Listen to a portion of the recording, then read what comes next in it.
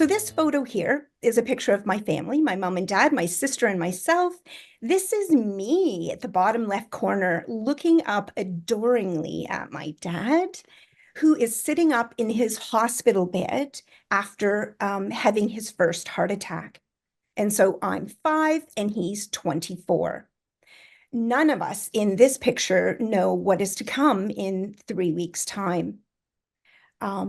So 3 weeks later, on the day that the significant event happened, I was home from kindergarten. This was 1970. I grew up in southwestern Ontario. And in the country, you were picked up at the end of your laneway, bus to school for the whole day, and then you were home. So that meant you only went every other day. So I was home from kindergarten and I was enjoying my time with my dad. He was resting in bed. I was entertaining him. He was entertaining me. But there was a time, or at this point, he said he had some indigestion. So I went off to the kitchen to get him some ginger ale. And I struggled a little bit. I couldn't get the cap off the bottle with the bottle opener. So eventually I made my way back to the bedroom and with the bottle and the bottle opener, and for him to help me. And when I got to the bedroom, I could see that he was gasping for breath and turning purple. After that, he was taken to the hospital, and tragically for our family, he died that day of his second heart attack. And so at that time, in 1970, there weren't any support systems in place. There wasn't any grief counseling or anything like that. And so I didn't have anyone to talk to about my experience, about how I felt.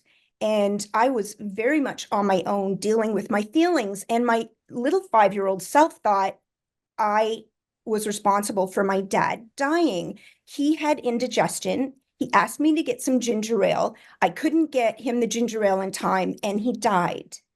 Of course, my adult self knows logically that this isn't true, but my child self believed this. And so I felt completely wounded, and I carried this burden forward.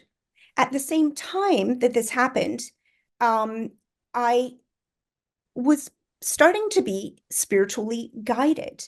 I intuitively knew that I could go into the forest behind our home to find comfort.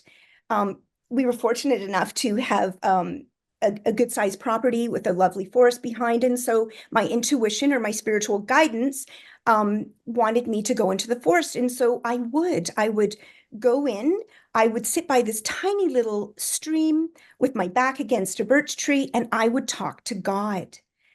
In no way was I upset with God.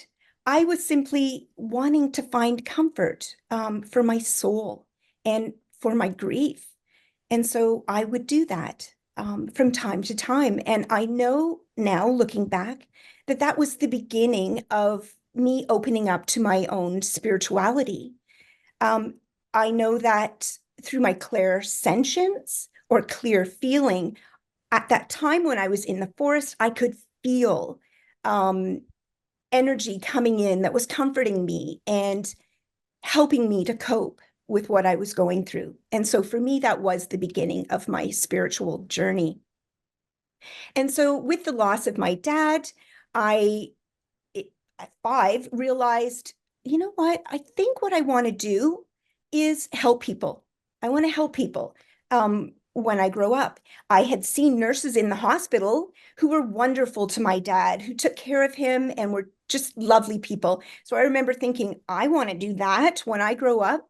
And so that thought stayed with me. And then that carried over into my career through science.